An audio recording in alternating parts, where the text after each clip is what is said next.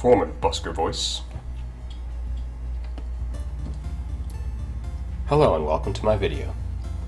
My live viewers are probably getting sick of hearing this because this is my 5th take of this tutorial now. But I think that if you're watching it, you deserve a clean one-shot take of this run. We're going to be running Out There Somewhere Collectibles, all collectibles, without going out of bounds. And I think it's still possible to get a time under 13 minutes with that stipulation. I think the importance of out of bounds to the current optimal route is part of what makes it a daunting category, and I really want to see the category leaderboard grow. We have almost 50 runners of any percent in-game time and only 5 of all collectibles, but it's an amazingly rewarding category.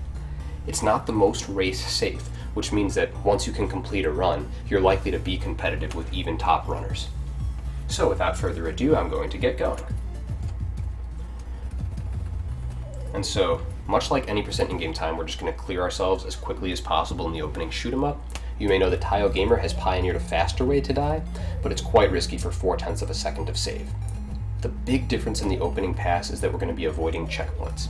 This is how my mind works. Did find a way where we can save warp and backtrack with any of these first 3 checkpoints and still save time, but I'm going to show you the safe, reliable way that you can make sure that your run is still runnable. We're going to take this lower path, which gives up a couple of seconds for the security of knowing that we have a predictable route. We're going to come up into this room, strange entrance, to pick up this abandoned core. We're going to have to do a circle jump. So I'm going to assume that you're at the level where you can execute the tricks I show off in my intermediate tutorial for any percent in-game time.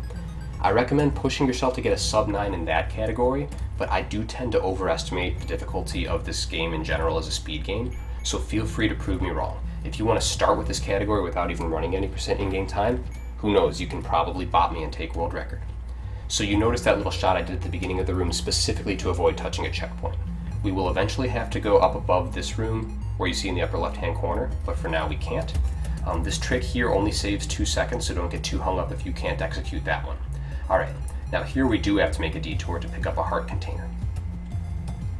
And if you've seen some of the top runs in both any percent in-game time and in all collectibles, you know that it's possible to get out of bounds from this screen. We are not going to worry about that in this run. For most of the collectibles, we have to go through the game's opening minute and a half twice, and so it's totally up to your discretion when you collect these things. In the learning phase, I recommend writing down an order and checking from a checklist. I know from experience I've had many runs that I thought were good PBs that it turned out I actually skipped a core, and you don't want to do that. I should be counting out loud how many of the 11 cores we've picked up, but I just forgot to. So you see, most of the tricks I'm executing can be found in the intermediate runs of any percent in-game time. One thing that we're going to skip here is a great opportunity to go out of bounds and jumping over. That's probably the first out of bounds I would learn if you're trying to get a competitive time in all collectibles. It's the single biggest time save in terms of the hours put in versus the reliable time gain. The Lost Mountain out of bounds is harder, saves more time, and there's a route where you do it twice, but it's just so high risk. And I nearly forgot and went after a collectible that we can't actually get yet. I can't touch checkpoints, and there's an unavoidable checkpoint at the bottom of that room. Without going out of bounds, in order to pick up the second alien artifact, I have to make quite a detour here. So you see I'm going backwards 2 screens, and it takes quite a bit of time to cross the screen backwards. So there are major time savings if you can get at that from going out of bounds and jumping over. I can show off an advanced trick here. If you jump at the last second and then fire the frame you enter the screen here, you can skip having to go back down into the junkyard. That's another great thing that you could learn early on. Just be careful when you fail the trick. You have to avoid the checkpoint that's in junkyard. So at this point, I've picked up all of the abandoned cores that are optional on the first path. Basically everything that I've picked up, you could wait until your second time through if you just want to go straight for the Gauss gun. Again, just have a system and make sure you know what you're picking up. So we're in the alien city now. You're probably used to doing that little trick return shot so that you can teleport as soon as you touch the Gauss gun. What we're going to do now instead is pause. And so we're actually skipping the dialog box that tells you you've got the gun. We exit without saving because the game auto-saves when you pick up an item, so it remembers that we have the gun and all the other things we got. And because we didn't touch any checkpoints, we're back in this opening screen so that we can get this core. If you touch any checkpoints past the third one in the game, you actually can't get back to this by backtracking. So there's a little bit of metagaming built in order to even be able to 100% this game. Alright, to be honest, I get a little bit of stream ADD and I can't remember whether I picked up the core in Strange Entrance or not. So I'm going to make a potential 6 to 8 second needless detour here to make sure I've already done it. Already done it, sweet. So now we go through this just like an 90% in-game time run. You know, you climb the quickest way you know how. You can use some intermediate and advanced strats if you like, but it's for a gain of, a second and a half, so don't sweat it. This time through, you don't have to worry about touching checkpoints. And in fact, there's one in a second that you need to go out of your way to make sure you do touch. We are about to pick up the upgraded Gauss gun, and it is vital that you get this checkpoint because as soon as we get the upgraded gun, we're going to save warp again. And if you haven't touched that one, you're going to get sent back several screens. If you know how to circle jump, you want to get a max height one right here, and that's going to skip having to cross this screen twice. So you see, I almost fell short there, and I would have had to shoot across the screen 2 more times. So we pause. Now we've got the upgraded gun, we save warp. I happen to put a split there in my timer. You're welcome to do that or not. So now we've got the upgraded gun, we got several of the cores, we got 2 of the artifacts. And again, I'm just going to, because I'm absent-minded, okay, it looks like I got this core. But if you hadn't yet, you would be more than welcome to come back for it at this point in the run. Hey, what's up, Kobe? I'm recording a tutorial of all collectibles, like beginner friendly, without going out of bounds. If you can do some of the minor tricks, like here I'll show off one, for example, like boost jumps like this, then you can easily get sub 13 in this category. And because of all the crazy things that happen in no resets, even though I have a sub 11, I can't ever guarantee a sub 13. So I'm just showing off ways to make this possible. Alright, so this time we don't have to worry about that core, so we just go straight through. I did forget to talk about the sort of shenanigans that I pulled when I picked up that core. And I just messed up there. We do actually have to jump from here to be able to get the height here. I'm going to show off one attempt at a little bit of an advanced technique here. We stand here, we fire the shot and crank down left. You can actually touch that core and then have your return shot ready before the dialogue appears, and that saves some time. But it's a save of a few seconds, so that's another thing to not get too hung up over. If you just want to get the core in the obvious intended way, it's really no great loss at this point in your speedrunning career. So we're going to do a little boosted jump to clear this bridge, and we have to jump and we have to take the top way again. There are no collectibles in the Tree Man's domain, so we always want to take the shortcut to the alien city. Alright, so at this point we have, I believe, 5, if not 6 of the abandoned cores, 2 of the 3 ancient alien artifacts, and our upgraded gun. We have to go up above the city for 1 more core. Maybe this does put us at 8, because I think this is the last one until the one in the tower. Okay, so I think this is the 8th core. So you should have 8 at this point.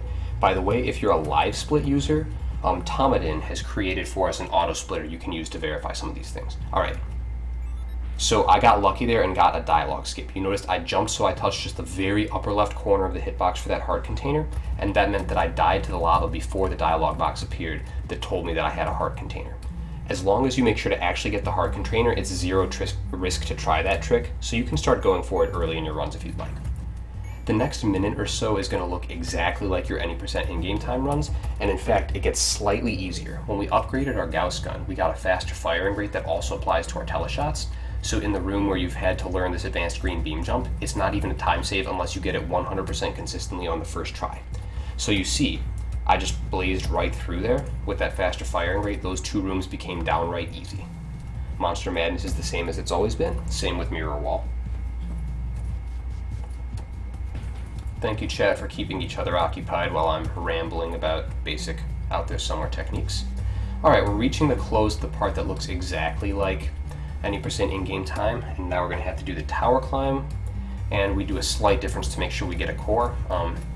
So from this beginning part, I still do this the same way, and if you want, you have a faster firing rate now, so it's not even a great time loss to kill the guard. You just hold down the shoot button, and the firing rate is so quick he's gone in about 3/4 of a second.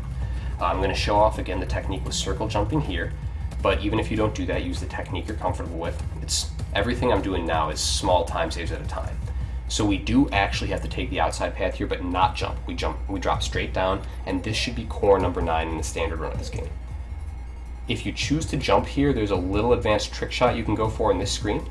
You fall just over a tile, and you're supposed to hit that elevator and keep holding right to cross under it. It doesn't actually save time to jump off of that platform unless you get that trick. So these 2 rooms, you can use the background tiles to line up your shots, but again, they're optional trick shots. They're not vital to getting a good time in them.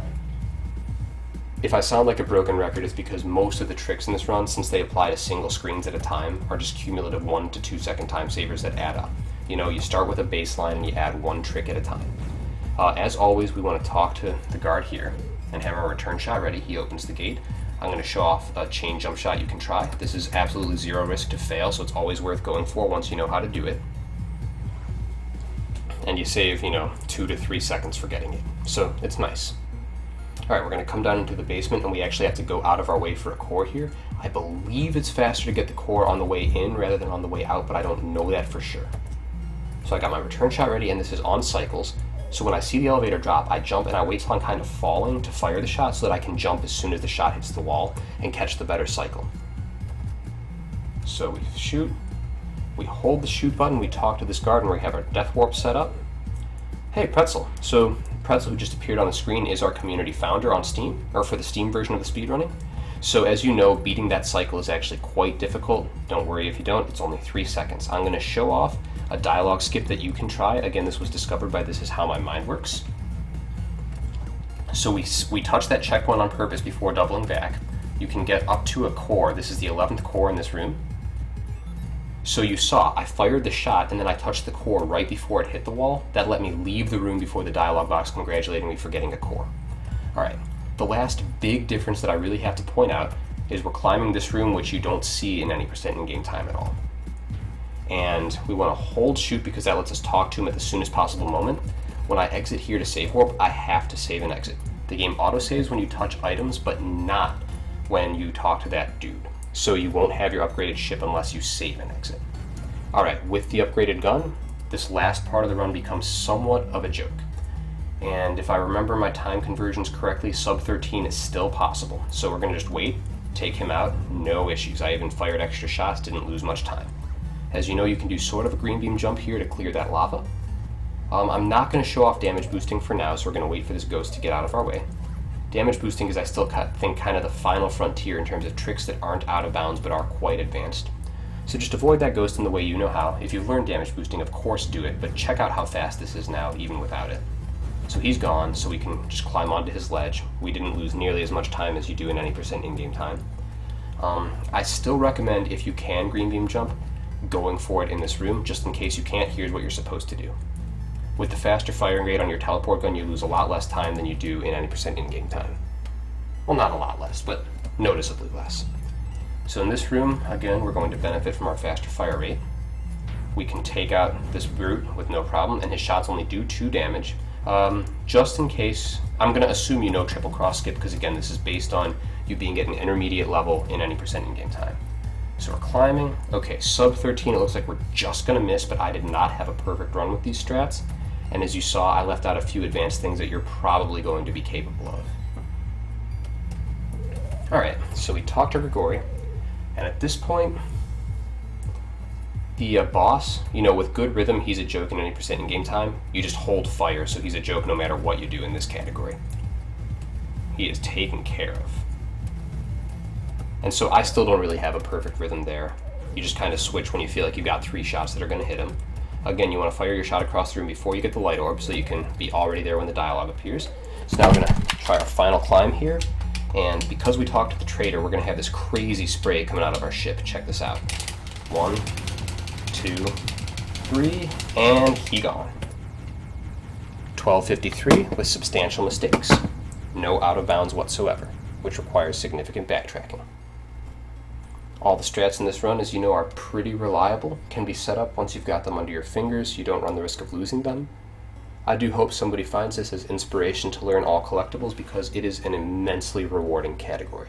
The slight amount of extra exploration really breathes new life into this game as a speed game.